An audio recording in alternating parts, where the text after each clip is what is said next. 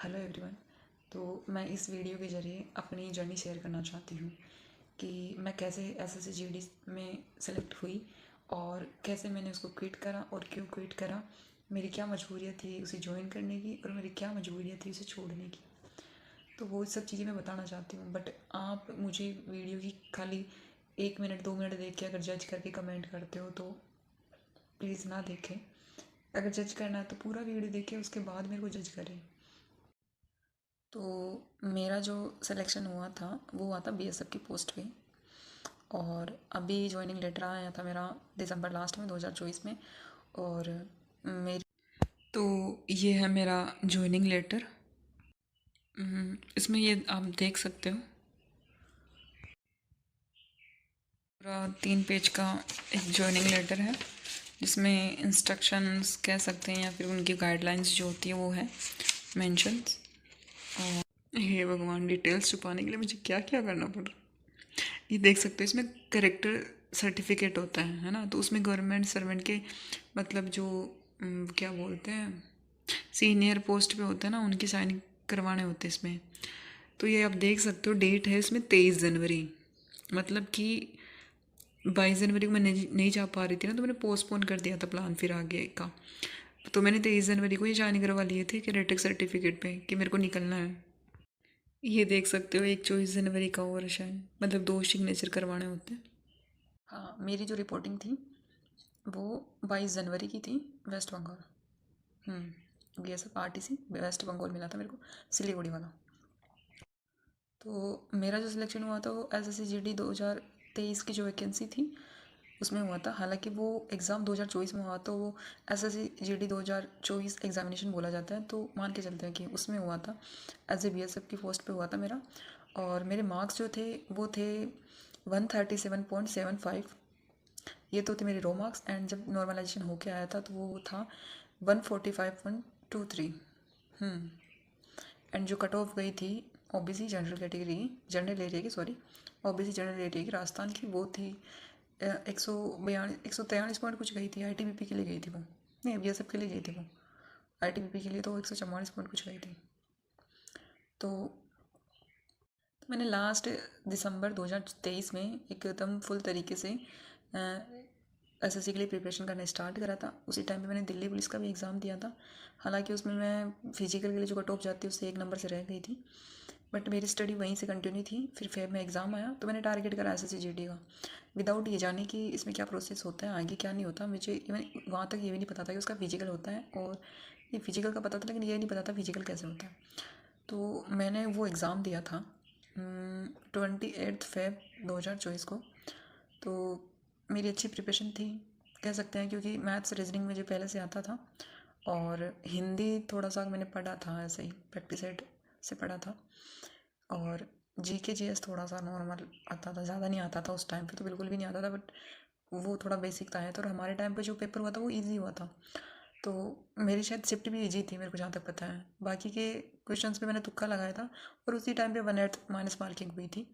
तो अच्छे खासे मेरे क्वेश्चन भी सही हो गए थे, मार्क्स अच्छे आए थे मेरे, कहने का मतलब ये है। बट मैंने टारगेट वो नहीं रख रखा था कि मेरे को जीडी में ही जाना है करके, तो फिर मैं वहीं से मेरी स्टडी कंटिन्यू थी। हालांकि फिर फेलियर आया। SSC CHSL का मैंने दिया तो उसमें नहीं हुआ था प्री में, और ना ही CPO के प्री में हुआ, और ना ही MTS में हुआ 2024 के में। एक बस CGL प्री मेरा निकला था, और अभी मैंने मेंस भी दिया जनवरी में। हालांकि मेरे मेंस में कुछ नहीं हुआ। तो कहने का तात्पर्य ये है कि मैंने SSC GD का एग्ज़ाम दिया था, बट उसके बाद मेरी फर्दर स्टडी कंटिन्यू थी, जो कि मुझे कंटिन्यू रखनी पड़ी, क्योंकि वही मेरा मेन टारगेट नहीं होता है। और आप जब एक एग्ज़ाम को पर्पस लेके चलते हो, जैसे SSC को लेके चले, तो जब आप कुछ मार्क्स से भी रह जाते हो तो फिर वो पूरा साल निकल जाता है। और एक जब आप कंपटीशन में रखते हो कदम, तो आपको पहले तो अपनी एक जॉब सिक्योर करनी होती है, और कहीं ना कहीं घर वालों को भी प्रूफ करना होता है। हालांकि आपको नहीं होता होगा, बट मेरे को तो था कि मुझे ये प्रूफ करना था, क्योंकि देखो मेरी भी पर्सनल लाइफ है और उसमें भी बहुत सारी चीज़ें चलती हैं ऑब्वियस रीज़न से। तो कहीं ना कहीं मुझे ये प्रूफ करना था कि मैं गवर्नमेंट जॉब सिक्योर कर सकती हूँ, और मुझ में वो एबिलिटी है। तो मैंने जीडी का एग्ज़ाम उसी पर्पज़ से दिया था। और फिर मैंने आगे पढ़ाई बताई मैंने कि कंटिन्यू रखी, लेकिन फिर सीजन में तो हुआ नहीं। एंड मेरा होपफुली जीडी में हुआ फाइनल, और उसका रिज़ल्ट नहीं आ रहा था, जैसे कि आपको पता होता 2024 में जुलाई में जाके रिज़ल्ट आया था। उससे पहले मेरे फिजिकली कोई प्रिपरेशन नहीं थी। 10 जुलाई को रिज़ल्ट आया था। हालांकि 1 अप्रैल को मेरी आंसर की आ गई थी, मुझे पता था कि मेरा हो जाएगा फिजिकल के लिए, तो मैं क्लियर हो जाऊंगी। बट उसके बाद भी मैंने फिजिकल के लिए तैयारी नहीं करी थी, क्योंकि मेरा मोटिव वो नहीं था कि मुझे उसमें जाना है। मुझे ये था कि अगर फिजिकल आ जाएगी तो अपन खुद से सेल्फ कर लेंगे थोड़ा बहुत, और होगा तो ठीक है, नहीं होगा तो ठीक है। बट फिर मैंने जब पेपर दिए, उससे पहले सीपीओ का लग चुका था जून में, जेएचएसएल का भी लग चुका था 5 जुलाई को मेरा पेपर। फिर मैंने सोचा कि यार ये पेपर हुए तो मेरे को पता चला कि यार इनमें कोई वो नहीं है, मतलब अपना कोई, मुझे लग नहीं रहा था कि मेरा हो जाएगा, क्योंकि पेपर देने के बाद पता चल जाता है खुद का कि होगा कि नहीं होगा। तो फिर 10 जुलाई को जब रिज़ल्ट आया तो फिर मैंने सोचा कि नहीं यार, हमें तो फिर तो पूरा साल जाएगा, और फिर बाद में आगे का भी कुछ पता नहीं है क्या हो क्या नहीं हो, और अपन पता नहीं पढ़ पाए नहीं पढ़ पाए इतना कुछ। तो फिर मैंने सोचा कि चलो फिजिकल कर लेते हैं, साथ साथ में ये भी कर लेंगे। और उस टाइम पे मुझे लगा था कि फिजिकल बहुत ईजी होता है, 8.5 मिनट में 1600 निकालना, निकल जाएगा, कोई दिक्कत नहीं है। बट वो जो रियलिटी मुझे बाद में फिजिकल करने के बाद में पता चली थी, वो मुझे पता है, और मैं जानती हूँ कि वो तो हर दिन मेरे को एक अच्छी तरह से याद है कि वो फिजिकल का हर एक दिन कैसे निकला था। खैर वो अलग वीडियो में बताऊँगी मैं। फर्स्ट तो ये है कि मैंने, हाँ, उसके बाद में तो फिजिकल मैंने क्लियर कर लिया। फिर नवंबर में मेरा फिजिकल हो गया, और उसी टाइम पे मेडिकल भी हो गया। मेडिकल में एक पॉइंट आया था, बट वो फिर पॉइंट भी क्लियर हो गया, फिर वो मैंने मेडिकल भी कर लिया। और फाइनली मेरा रिजल्ट दिसंबर में आ गया, और एज ए बीएसएफ की पोस्ट पे मैं सेलेक्टेड हो गई। और दिसंबर लास्ट में मेरा ज्वाइनिंग लेटर भी आ गया था 28 दिसंबर को। और मेरा 18 जनवरी को सीजीएल मेंस था दिल्ली, और मेरी फुल प्लानिंग थी कि मैं 22 या 23 को ट्रेन से सिलीगुड़ी के लिए निकल जाऊंगी। बट अनफॉर्चुनेटली सब कुछ ठीक था, बट फिर पापा ने मना कर दिया।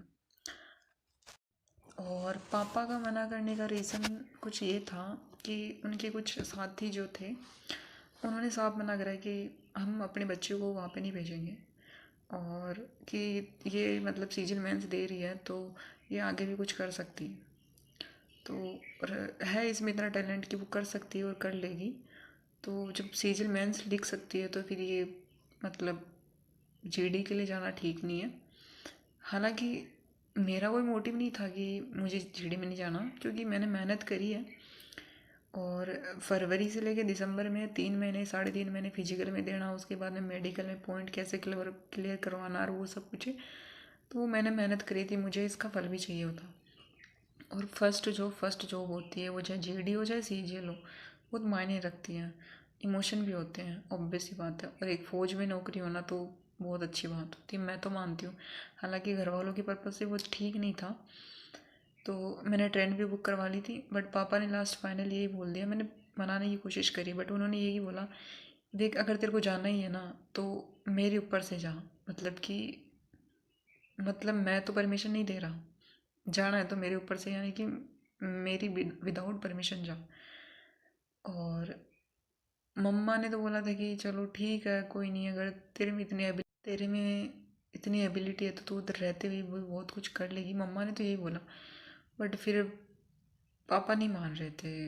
और फिर कहीं जो बीएसएफ के सब इंस्पेक्टर हैं उनसे मेरी बात करवाई गई, और कहीं जो उन्होंने आर्मी में लग के छोड़ रखा है या फिर और जॉब कर रहे हैं उनसे मेरी बात करवाई। तो ऑल एंड ऑल सब ने यही बोला कि देख बेटा, तेरे में क्वालिफिकेशन ये है, और तुझे इसके लिए नहीं इसके लिए जाना चाहिए। और फिर क्या ही बताऊँ, मतलब एक वो इन्वायरमेंट ऐसा हो गया ना कि लास्ट मोमेंट में मैंने यही बोल दिया कि जो तुम लोग बोलोगे ना मैं वो कर लूँगी, बस मुझे कुछ नहीं चाहिए। और ना ही मुझे अपना दिमाग अब ज़्यादा इस चीज़ पे ख़राब करना है। और बस मुझे दुख इतना था कि मैंने मेहनत करी थी, बट उस चीज़ का मुझे फल नहीं मिला। फिर मैं सोचती हूँ ना कुछ होता है ना किसी वजह से होता है, तो वो चीज़ का छूटना शायद कोई ना कोई वजह रही होगी। और पेरेंट्स भी अपनी जगह कहीं ना कहीं वो सही होते हैं, क्योंकि देखो हर कोई अपने बच्चे का भला ही चाहता है, और उनका मन नहीं मांगता तो नहीं मांगता यार, फिर अपन उसमें कुछ कर भी नहीं सकते। अब उनको दुखी करके तुम यहाँ से चले जाते, और उनका मन दुखी रहता मेरी वजह से, तो फिर मैं चाह कर भी वहाँ रह कर भी रह नहीं पाती। तो फिर मैंने यही सोचा कि यार इनको दुखी कर दूँ और ये मेरी वजह से दुखी हो जाए, फिर क्या ही मतलब है ऐसी नौकरी का।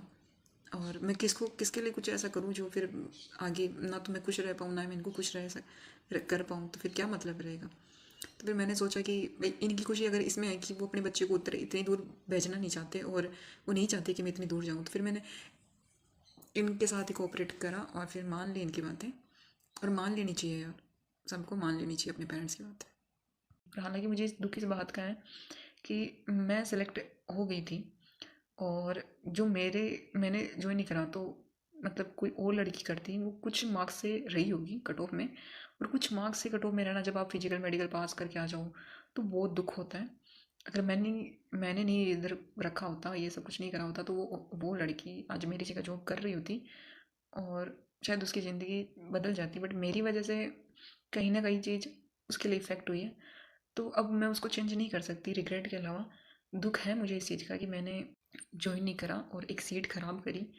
बट मैं मजबूर थी और मैं कुछ कर नहीं सकती थी मेन चीज़। तो अब मैं क्या ही कर सकती हूँ, मैं बस खाली दुआ कर सकती हूँ कि भाई जिसकी मैंने सीट ख़राब करी वो एक अच्छी जॉब उसको मिले, मतलब उससे तो बेटर मिले। अगर उसमें भी उसका सपना है जाने का जीडी में, तो इस वाले जीडी में होपफुली उसका हो जाए और एक अच्छी पोस्ट पे CISF हो, SSF हो, वो उसको मिल जाए। मैं ये दुआ कर सकती हूँ। बाकी अब यूँ है कि पास्ट में जाके मैं चीज़ें चेंज कर सकूँ, ये तो मेरे हाथ में है नहीं। एंड ये मेरा फर्स्ट जॉब था और इसमें मैंने बहुत सारे एफर्ट्स लगाए थे और मेरा बहुत अच्छा एक्सपीरियंस भी है, फिजिकल से लेके मेडिकल से लेके फुल डिटेल में।